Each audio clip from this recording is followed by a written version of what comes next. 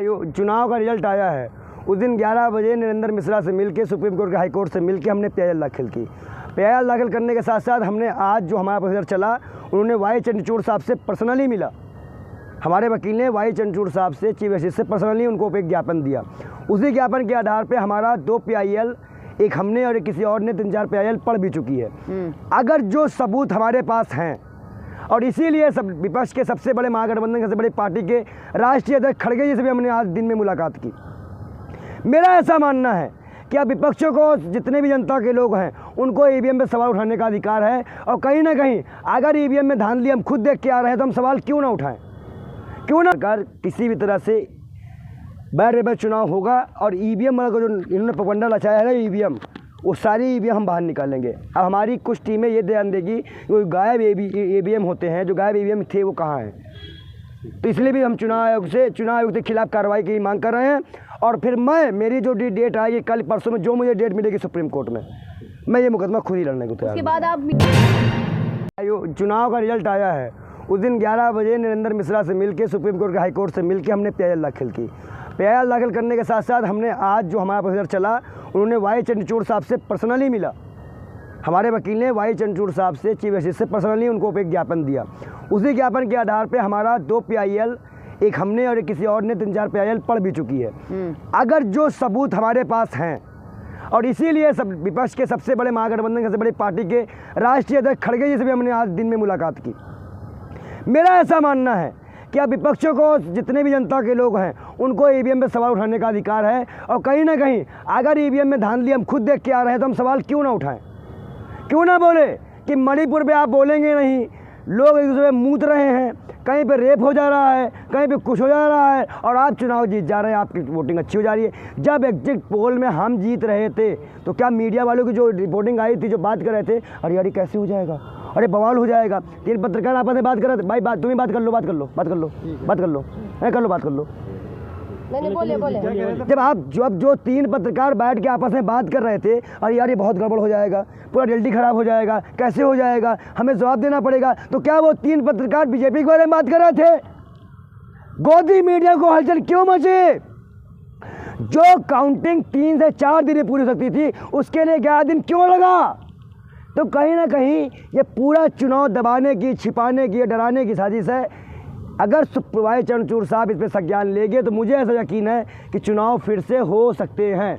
अच्छा, हाँ, क्यों अच्छा हो? हुआ नहीं है, पढ़े लिखे नहीं हो, लोकतंत्र को मानते हो? लोकतंत्र में न्यायपालिका को ये अधिकार है कि अगर वो धांधली और गड़बड़ी पा जाती है और तो वो चुनाव आयोग के पास संज्ञान में लेगा, तभी तो होगा ऐसा। तुम चीफ जस्टिस हो, अभी से मुंगेरी लाल का सपने देख रहे हैं। तो हाँ, किसका? मुंगेरी लाल के सपने, हसीन सपने देख तुम अंतर हो गए मोदी जी तुम तो मुंगेरी लाल हमें बोल रहे हो, दही बड़ा सा मुंह लेके आए हो। आज तक मणिपुर में जाकर बेटियों बहनों को मुद्दा उठाने। योगी जी बिल्कुल क्यों नहीं बोलेंगे? जब आप मणिपुर में, जब आप इजराइल में मुजरा खाने जा सकती हैं, क्यों नहीं पूछेंगे?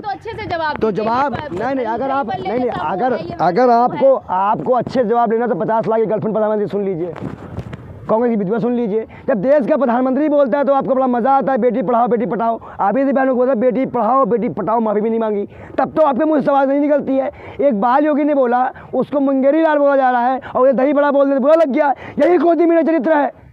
तुम्हारा कुत्ता टॉमी, मीडिया कुत्ता भाजपा के साथ मिला है तो टॉमी कहलाएगा, बेशर्मो। आप हमारी बहन है, आप बताइए क्या मणिपुर के नाम पे वोट मांगा गया है? और जब से पहले जब 15,000 ईवीएम की कंप्लेन हमने दी 17 तारीख को, तो 18 को चुनाव हो कैसे गए? कैसे हो गए चुनाव भाई?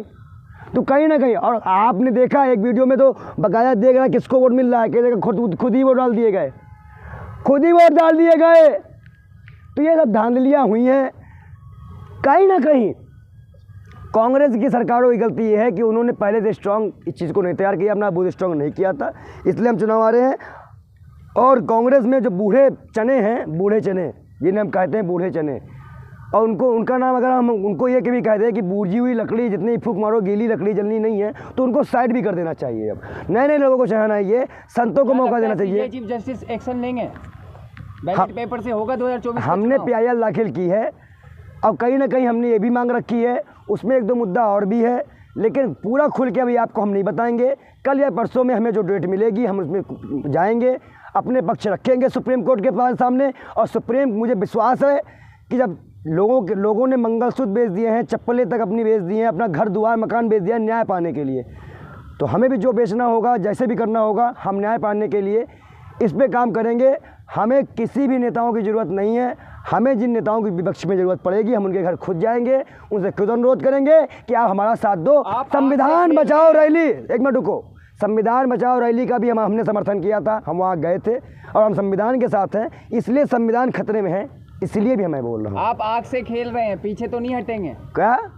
सुप्रीम कोर्ट ने कहा है कि ईवीएम संवेदनशील मुद्दा है और आप उसे हटाने की बात कर रहे हैं, चुनाव दोबारा कर। 2012 में ये पकौड़ी वाला मुद्दा था क्या? सुप्रीम कोर्ट से पूछ लेना एक बार, जब भाजपा बोली थी ईवीएम हटाओ, भाजपा भी तो बोली है ईवीएम हटाने के लिए, तब तुम्हारे मुंह में लकवा मार गया था, कैंसर था मुंह का, बोलो भी कि भाजपा ने ईवीएम हटाने के लिए कहा था, क्योंकि प्रधानमंत्री सत्ता में है तो आप प्रधानमंत्री के खिलाफ बोलोगे नहीं। हमें पता है ना कि आप नहीं बोल सकते, आप डरते हो, देश की मीडिया डरने वाली है। एक कपड़े उतार दिए जाएंगे तो तुम लबर कर रहे हो ना। मध्य प्रदेश में 11 यूट्यूबर कपड़े उतारे गए थे। बाबा है आप अंडर मोदी करिए, राजनीति कर रहे हैं ईवीएम पर। अच्छा तो मुकुंद महाराज को कहिए ना मोदी करके बैठे, क्यों चुनाव लड़ गए? बालक महाराज क्यों चुनाव लड़ गए?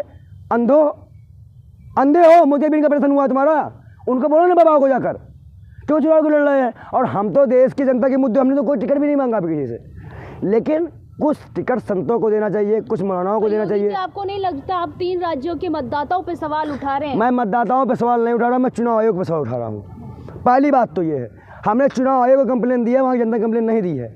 हमने चुनाव आयोग के गड़बड़ी, अब मैं आपसे पूछता हूँ, आप भाजपा की आपको नोटिस नहीं पहुँचता, हमको उससे पहले नोटिस आ जाता है, तो क्या भाजपा के नेता की 2 आखिर की गई? चुनाव आयोग तो निष्पक्ष होता है ना सर, चुनाव आयोग तो निष्पक्ष होगा ना, कितने मन काम कर लेगा बताइए आप? चुनाव आयोग ने सुप्रीम कोर्ट में कहा है कि निष्पक्ष चुनाव होते हैं, ईवीएम से कोई गड़बड़ी नहीं है। तो जो कब्रिस्तान में ईवीएम मिली थी वो क्या चुनाव आयोग ने दी थी रखने के लिए कि कब्रिस्तान में सेफ रहेगा ईवीएम? क्या पागलपन की बात करते हो तुम लोग। खुद ही वीडियो चलाओगे, खुद ही दिखाओगे कि धरान ले हो रही है, खुद कहोगे मोदी जी ने तो ऐसा कहा। डरते उड़ते हो, क्यों करते हो भैया? बंद कर दो चैनल वाले चलाना, बंद कर दो, पत्रकारिता करना बंद कर दो, जाओ खुद वापस कर रही है।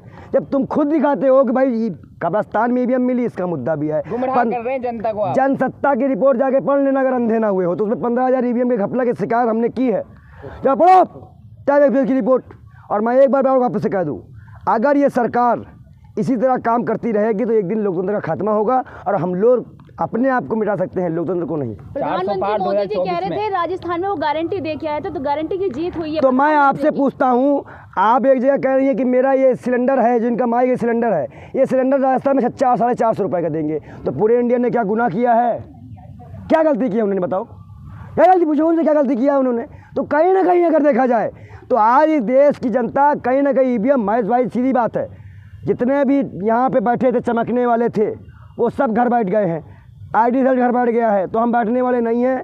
ना हमें नेता से मतलब है, ना नीति से मतलब है, हम अकेले दम पे ही चुनाव लड़ेंगे और अकेले दम पे ही सुप्रीम कोर्ट का मामला निपटाएंगे। बीजेपी से नोटिस आया है क्या किसको? आपको? हाँ आया है कि तुमको मुख्यमंत्री बनाना है, जाओ चले जाना, कब बनाना मुख्यमंत्री? इसको मुख्यमंत्री बना, तुम हमको फ़ोन किए हैं कि बाबा जी आप बिकना में क्या जाओगे, हमने कहा हमारे एक आदमी को मुख्यमंत्री बनाओ, तो नाम बताना, मुख्यमंत्री भेज देंगे लिस्ट में। बीजेपी से अच्छा है बीजेपी ज्वाइन कर ली। कौन? 2024 में 400 पार। अपने पापा को ज्वाइन करा दो, कर दो अपने पापा को ज्वाइन, पेंशन मिल जाएगी, शायद 15 लाख मिल जाए, तुम ज्वाइन करो 15 लाख ले लेना, हमें ज्वाइन करनी। मैं एक बार देखिए, जनता के मुद्दों पे अगर बात की जाए, जनता ने जिस हिसाब से चिरंजीवी योजना हो और भी योजना हो, लेकिन जब चुनाव आयोग की बात करते हैं, चुनाव एकदम मौन रहता है, अंधा हो जाता है, देखता ही नहीं है, सुनता ही नहीं है, करता ही नहीं है उसको कुछ। तब ये सवाल उठता है कि क्या देश की लोकतंत्र में चुनाव आयोग की भूमिका क्या है? जनता को राम मंदिर जाना था, अमित शाह ने कहा था ना कि आप हमें वोट दो, हम फ्री में राम अयोध्या ले जाएंगे। तो वो सब मसले सुप्रीम कोर्ट देखेगा कि राम मंदिर ले जा रहे थे, कहाँ ईवीएम पे हो, और कहीं ना कहीं चुनाव आचार संहिता का भी उल्लंघन सिर्फ प्रधानमंत्री मोदी द्वारा हुआ है। जब किसी जगह चुनाव होता है तो आप वहाँ पे कोई भी सरकारी स्कीम लागू नहीं कर सकते। किसान निधि पहुँचाई गई है अकाउंटों में 10-15 हज़ार रुपये, इसे साफ जाहिर होता है कि चुनाव पूरी तरह से प्रलोभन और लोभ के मारा जीता गया है। इसका मुद्दा भी हम उठाएंगे, आप जैसे पत्रकारों को जवाब बड़ा तगड़ा मिलेगा और भाजपा को उससे ज़्यादा तगड़ा जवाब हम देंगे। पर मध्य प्रदेश में वोट लाडली योजना को लेकर पड़े हैं, महिलाओं ने पसंद किया है मामा की लाडली योजना। देखिए, लाडली योजना से बढ़िया योजना कांग्रेस की थी, और युवा कहीं ना कहीं बेरोजगार था वहाँ पर। अगर लाडली योजना देखी थी तो उन्नाव में वो चलती हुई 8 किलोमीटर वाली बेटी को क्यों नहीं देखा गया? मूतते हुए आदमी को क्यों नहीं दिखा गया? और भी ऐसी कई स्कीमें यहाँ पे ये लोग फेल हुए। घोषणा वाले मुख्यमंत्री कहा जाता है, केबीसी में सवाल आया था, ये अपना घोषणा करने वाले मुख्यमंत्री कौन? शिवराज। काम नहीं करते।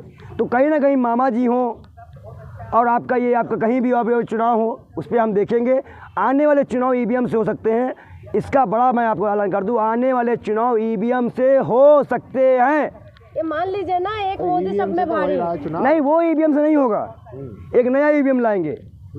उस ईवीएम का काम बैलेट पेपर की तरह होगा, आपको ठप्पा मारना पड़ेगा, वो ईवीएम वाला, ये वाला ईवीएम मान आएगा। लीजिए ना, एक मोदी सब में भारी, मोदी का जादू चले है। तो अड़तीस दल को क्या करने के लिए बैठा है बगल में? दमाद है क्या उनके अड़तीस दल? अगर वो अकेला काफी है तो अड़तीस चना खाने गुइया खाने छीनने के लिए बैठा है क्या? तो सम्मान करते हैं, सम्मान नहीं सम्मान नहीं, कांग्रेस की तरह नहीं अपमानित करें लोगों को। कांग्रेस ने कब अपमान कर दिया? गठबंधन के लोग मोदी करते हैं, पूरे भारत देश की वो करते हैं। देखिए एक चीज बता दे, मोदी करते हैं तो मोदी करते हैं, जय श्री राम बोलते हैं, मोदी योगी जय श्री राम। आप बताइए, हनुमान जी बन गए शिवराज जी, राम जी बन गए मोदी जी, लक्ष्मण जी वो राम जी हैं। शर्म आ रही है आप लोगों को? शर्म है कि नहीं है? तो किसी को भगवान है वो? क्या मैं बोलूं, क्या मैं कहूं, मुझे कुछ समझ नहीं आता। लोगों में क्या बात करूं? अपना अहंकार ले गया मध्य प्रदेश में। देखिए जो भी चीजें हैं, कुछ चीजें का सम्मान नहीं करना आता उनको। मैं आपकी इस बातों से थोड़ा बहुत एग्री हूँ, क्योंकि अभी जो 6 तारीख की बैठक हो रही है उसमें ममता जी ने कहा कि मुझे मालूम नहीं है, तो ये कोऑर्डिनेशन बढ़ाई जाए। मैं बार बार कह रहा हूँ कि जब तक सही आदमी किसी पार्टी में नहीं होगा, कांग्रेस में दलाली वाले लोग ज़्यादा हैं, अपने अपने इंटरव्यू, अपने अपने लोगों को भेजना, अपने ही प्रचार करवाना, अपने ही लोगों से दलाली करवाना, पैसे उठवाना, तो कहीं ना कहीं धांधली खुली है।